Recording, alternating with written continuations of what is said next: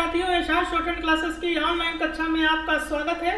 आइए रामधारी गुप्ता खंड 1 की 12वीं प्रतिलेखन संख्या प्रारंभ करते हैं। स्पीच स्टार्ट होगी 5 सेकंड के बाद। अध्यक्ष महोदय, जिस भावना से मैंने यह बिल पेश किया है उसको विरोधी पक्ष के लगभग सभी सदस्यों ने एक मत से महसूस किया है कि देश में बेकारी की जो समस्या है वह एक भयंकर समस्या है और उसके कारण हमारे देश का विकास, चाहे वह सामाजिक हो, आर्थिक हो या सांस्कृतिक, रुका हुआ है और ऐसी स्थिति में हम आगे बढ़ नहीं सकते हैं।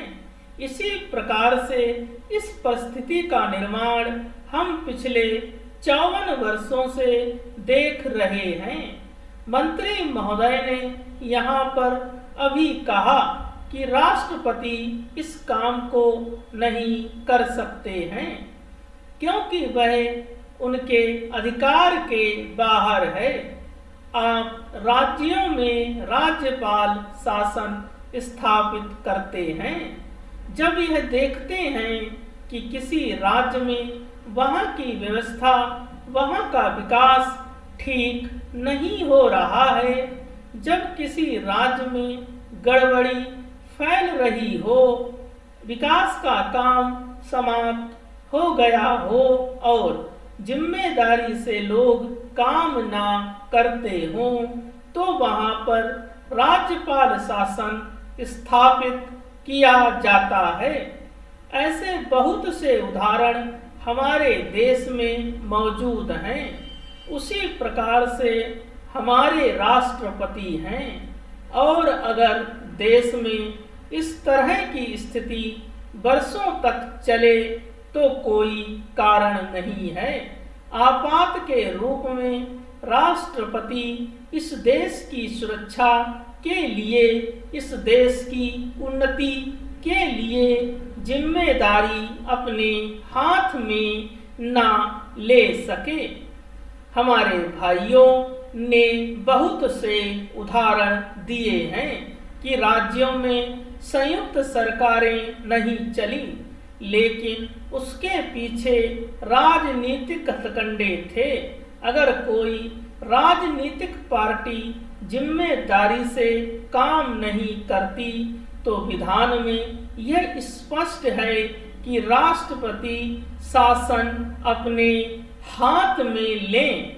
मैं एक उदाहरण देता हूँ कि संविधान में आदिवासी हरिजनों के उत्थान के लिए प्रण किया गया था कि 10 वर्ष में उनकी सामाजिक तथा आर्थिक स्थिति को सुधार देंगे, लेकिन यह सरकार उसमें भी असफल रही।